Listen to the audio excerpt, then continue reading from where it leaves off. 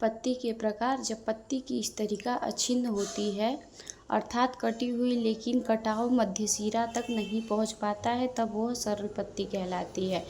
जब पत्ती स्तरिका अछिन्न होती है अर्थात कटी हुई लेकिन कटाव मध्य सिरा तक नहीं पहुंच पाता है, तब वह सरल पत्ती कहलाता है। जब स्तरिका का कटाव मध्य सिरा तक पहुँचे और बहुत पत्रकों में टूट जाए, ऐसे पत्ती को संयुक्त पत्ती कहते हैं। सरल तथा संयुक्त पत्ती दोनों में पर्णवृत्त के कक्ष में कली होती हैं। सरल संयुक्त पत्तियों दोनों में पर्णवृत्त के कक्ष की कली होती हैं, लेकिन संयुक्त पत्ती के कक्ष में कली नहीं होती हैं। संयुक्त पत्ती के पत्रकों के कक्ष में कली नहीं होती हैं। सरल तथा संयुक्त पत्ती दोनों में पर्णवृत्त के कक्ष में कली होती हैं। संयुक्त पत्तियाँ दो प्रकार की होती हैं। संयुक्त पत्तियाँ कितने प्रकार की होती हैं? दो प्रकार की। हस्ताकार संयुक्त पत्ती, पहला है हस्ताकार संयुक्त पत्ती, पहला है पक्षाकार संयुक्त पत्ती, दूसरा है हस्ताकार संयुक्त पत्ती। पहला जो पक्षाकार संयुक्त पत्ती है में बहुत से पत्रक एक ही अक्ष पर एक्सिस जो मध्य सिरा के रूप में होती हैं। पक्षाकार पत्ती में आप देखे होंगे एक ही सिरा पर मध्य की पत्तियां लगी हुई होती हैं, उदाहरण जैसे नींब होता है।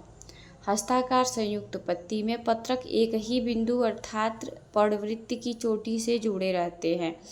एक ही बिंदु पर कई पत्ते लगे होते हैं, उसे हस्ताकार संयुक्त पत्ती कहते हैं। उदाहरण है सिल्क काटन वृक्ष।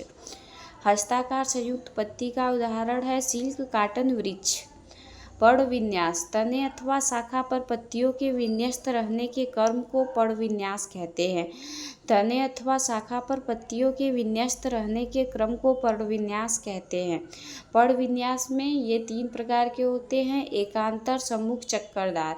पर्णविन्यास, तने अथवा शाखा पर पत्तियों के विन्यस्त रहने के क्रम को पर्णविन्यास कहते हैं। ये तीन प्रकार के होते हैं: एकांतर, सम्मुख, चक्करदार।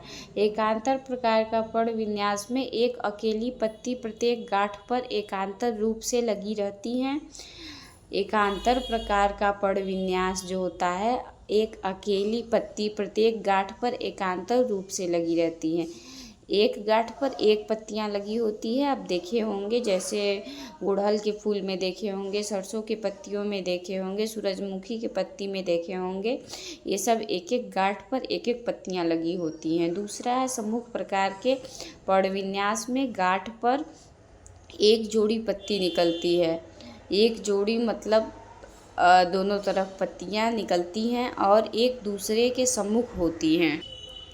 सम्मुख प्रकार के पर्णविन्यास में प्रत्येक गांठ पर एक जोड़ी पत्तियां निकलती हैं।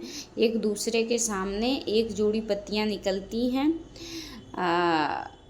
उदाहरण इसका देख लेते हैं। केलोट्रोपिस, आक और अमरूद। अमरूद में देखे होंगे एक दूसरे के बराबर पत्तियां रहती हैं। और पहला है केलोट्रोपिस, उदाहरण इसका है केलोट्रोपिस और अमरूद। और तीसरा है चक्करदार। चक्करदार पत्तियां देख लेते हैं। एक ही गांठ पर दो से अधिक पत्तियां निकलती। एक गांठ पे दो से अधिक मतलब पहले वाला में था एक पत्ती, दूसरे में एक जोड़ी और तीसरे वाले में क्या है, एक ही स्थान पर कई पत्तियां निकलती हैं।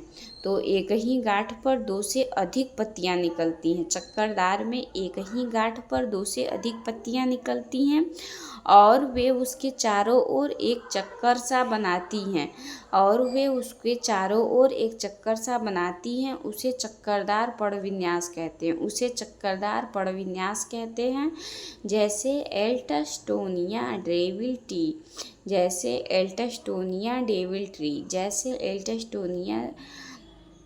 Devil tree.